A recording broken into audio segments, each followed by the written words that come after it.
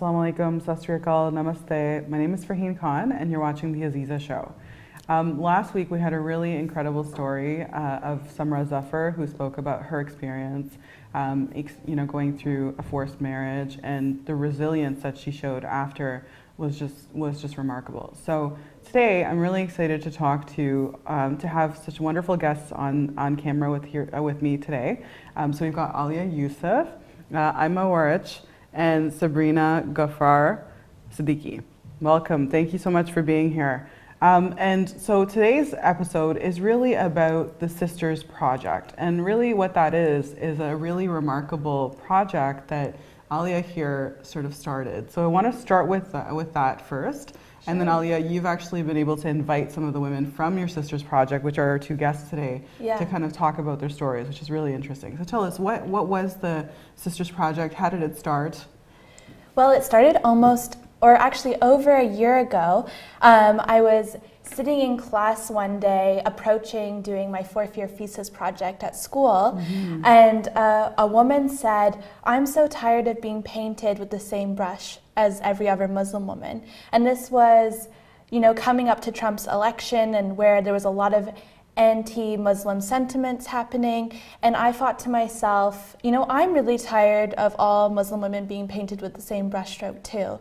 So that's when I decided, as a portrait photographer, why don't I do something about that? And that's when I started the Sisters Project. So since then, I've photographed around 70 Muslim women from different cities across Canada, and I've photograph them in places that are meaningful to them and ask them what their story is. And I've been sharing it online, on Instagram, Facebook, and in real life too, in exhibitions. It's been to the Parliament of Canada as well. That's so amazing. I'm hoping to create change at all levels that I can.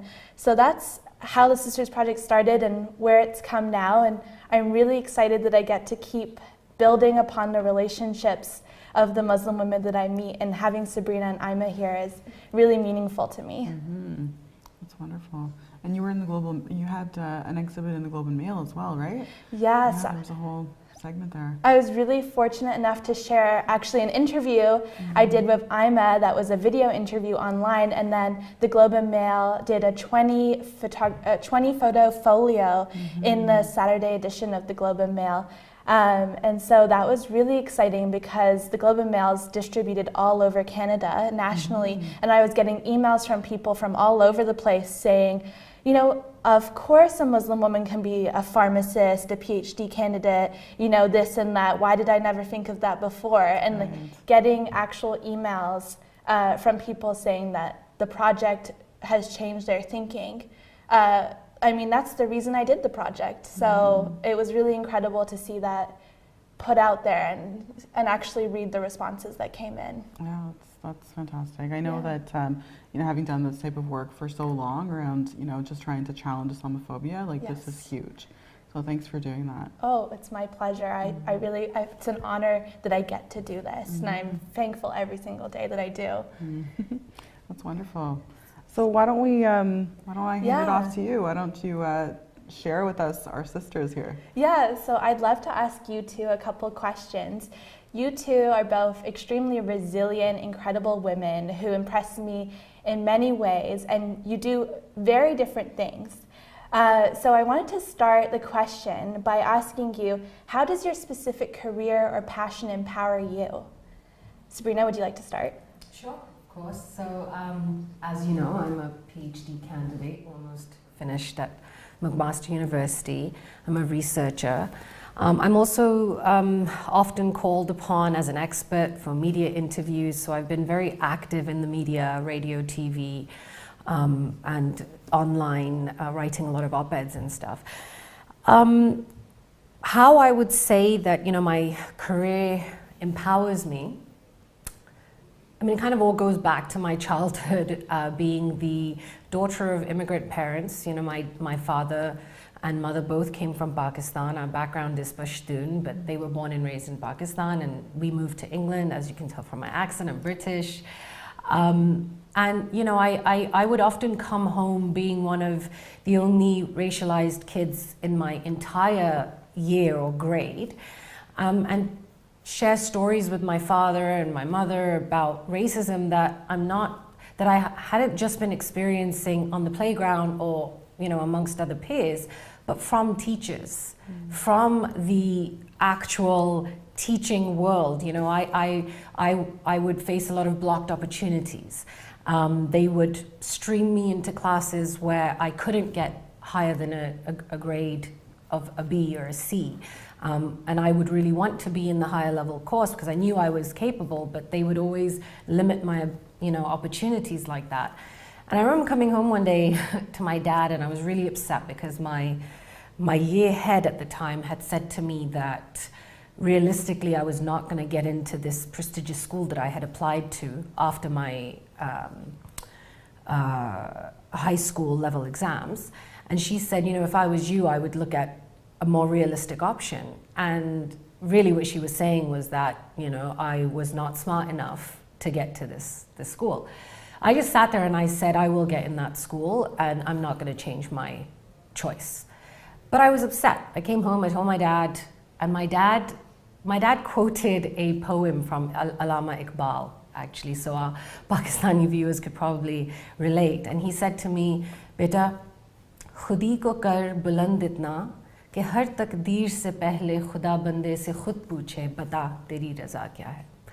So he said to me, you know, elevate yourself to such heights that you become the driver of your destiny and you decide what your limits are or where your reach is. And it was very powerful at the time.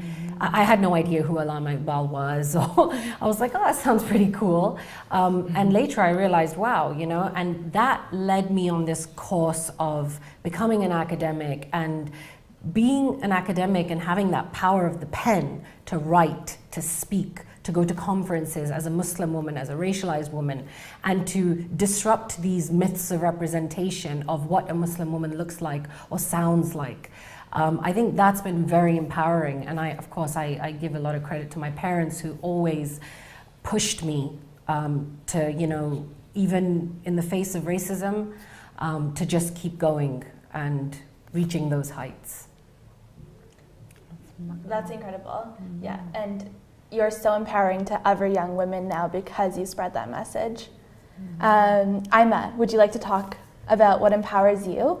Well, what empowers me is seeing other sisters like Sabrina, like yourself, doing what they're passionate about regardless of their religious identity and breaking stereotypes or the ones that have been projected onto us. For me personally, what empowers me is when people send me DMs, direct messages on Instagram and Facebook when they see the things I share. Because when you think of niqab, you associate it with homophobia, transphobia, you're anti-feminist, you're not about having, you're not about giving women their rights, you're all about preserving your modesty or keeping your body to yourself. You're not here to empower other women, you're just here to indoctrinate them with like Islamic prejudice and like say, yeah, yo, because you're this and that, you're going to hell. Or because you're this and that, I'm not going to support you 100%, right? Because it's a sin or whatever.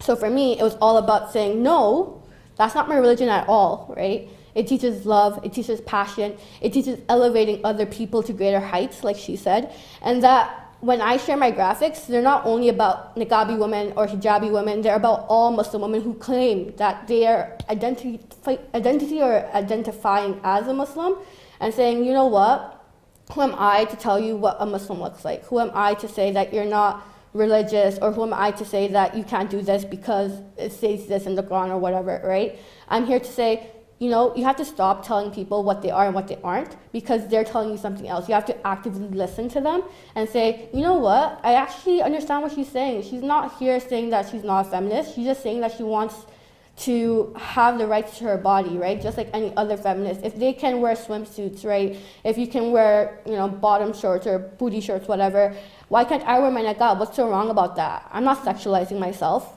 right? If you want to sexualize yourself, that's your prerogative, right? But saying that I'm oppressed because I choose to wear niqab is not something that I would say is feminist at all. So for me, my graphics is all about, you know what? If you want to say you're a Muslim woman and you want to claim you're a feminist, then you have to support all women, not just yourself. I wanted to talk specifically about creating your art and the graphics that you create. Do you want to quickly just talk about how the act of creating art and spreading it empowers you? For me, what happens is that when I share the graphics that I do, women come to me saying, I've never seen myself in that lens before. Just the other day, I did a graphic of this bodybuilder. She's a Muslim woman, she's in Bangladesh, and her name is Wonder Mama. Okay, so it's kind of like a thing about Wonder Woman. Yeah. And she's doing this all wearing hijab, right? Trying to preserve her religious identity while trying to pursue her passion. And it was a really cool graphic. She's from Florida, so I incorporated that as well. And she's like, no one has ever reached out to me before to do a graphic of me. I don't know why, but seeing myself in this mainstream lens really gave me more confidence to pursue what I'm doing. So seeing that and seeing women say, you know what, you actually highlighted or accentuated the features that I want to project, not what people want to project onto me. Right, thank you so much for that. So we have to take a quick break and then we'll be back. So just stay with us, we'll be back very soon. Thank you.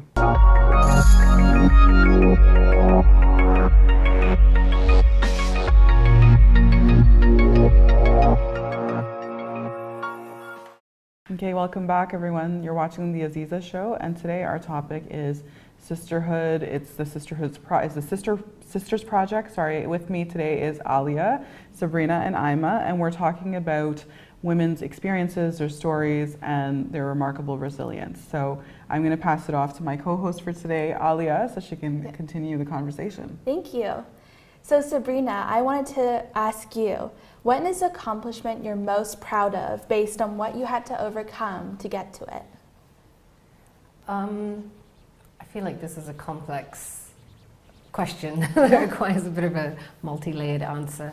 I am pregnant with my 4th child at the moment, and I am about to hand in my dissertation, my doctoral dissertation. And, you know, inshallah, once I have graduated in the next few months, I would say that that would be my greatest accomplishment for many reasons. But considering the path I took to get here, it's been complicated. I am a Muslim woman, a racialized Muslim woman.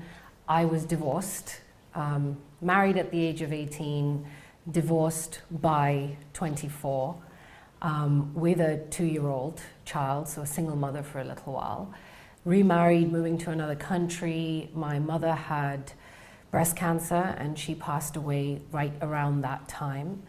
And at every point, at the time I was living in New York and my mother was in England, you know, I had to keep taking time out of my undergraduate degree in New York and fly to England every time we got some news. So I spent a lot of time in 2 different countries, taking care of my mom, dealing with her deterioration and coming back and, you know, dealing with my divorce. You know, she did eventually pass away, and that was a very difficult experience for me, being so young. I was 24 when that happened, and then, you know, I got remarried, and I had 2 more kids. You know, alhamdulillah, through my education, so with my undergraduate degree, I like to say that, you know, my daughter and being the mother to her kind of got me through my undergraduate degree. So I never think of it as that being a burden on me. I think of that helping me because it shaped my identity, who I am, the way I thought, the way I wrote, the way I analyze situations. As a sociologist, I've always felt that being a mother just made me more articulate, more, you know, understanding of other people's stories, more compassionate. And then when I was doing my master's, I got pregnant with my 2nd child.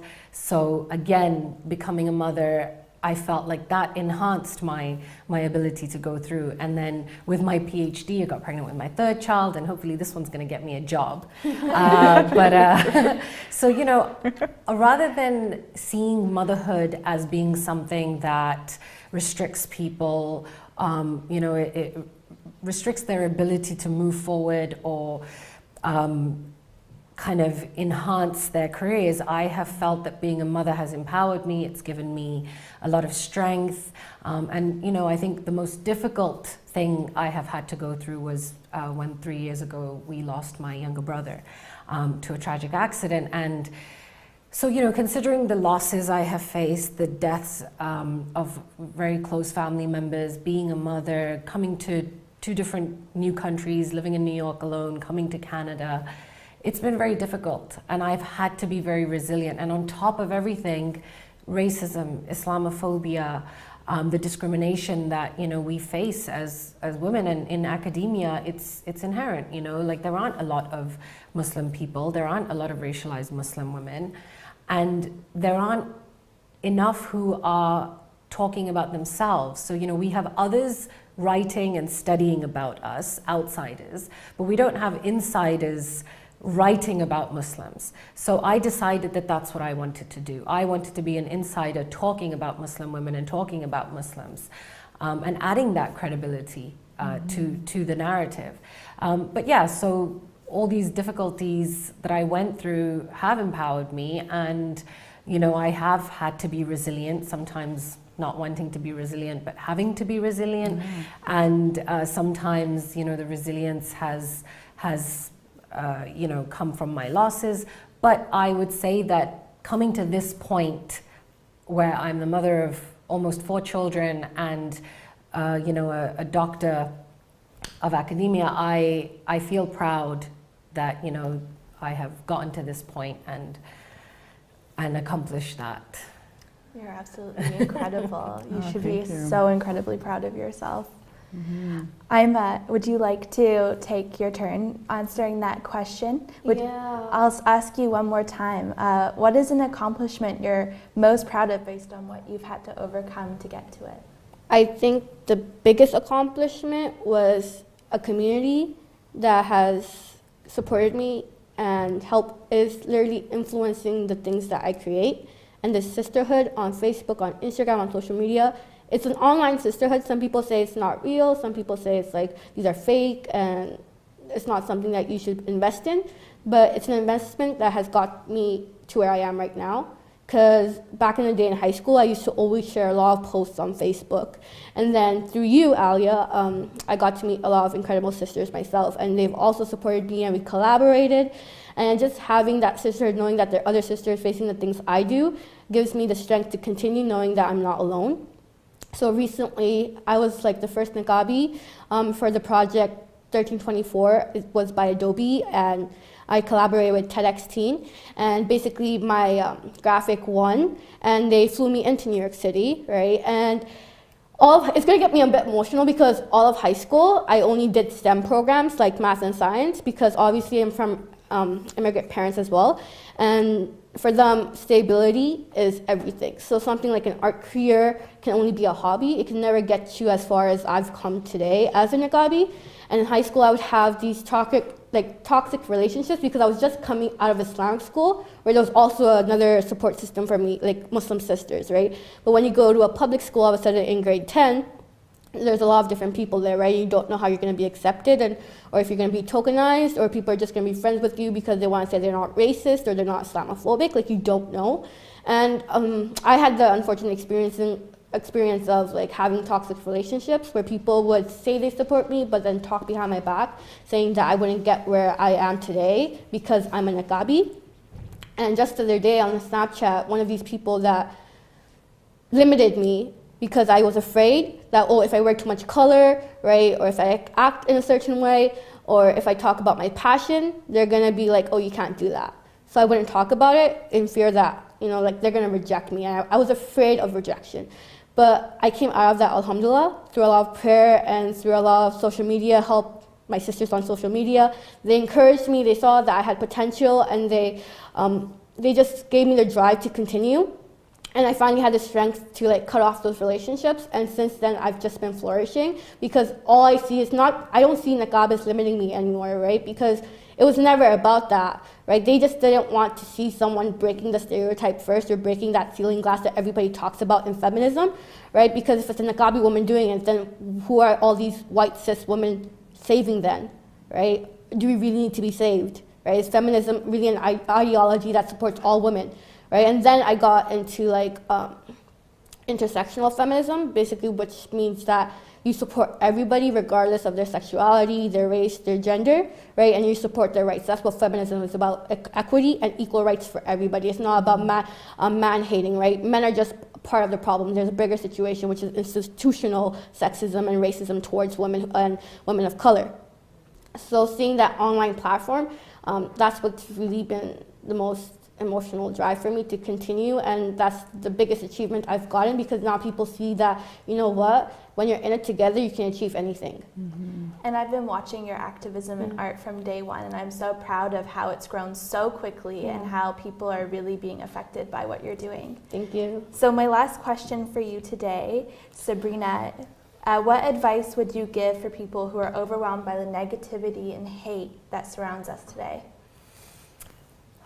Well, unfortunately, we do have a lot of it. And actually, just recently, I was part of a discussion where people were talking about whether or not our children have it easier than us when it comes to racism or Islamophobia,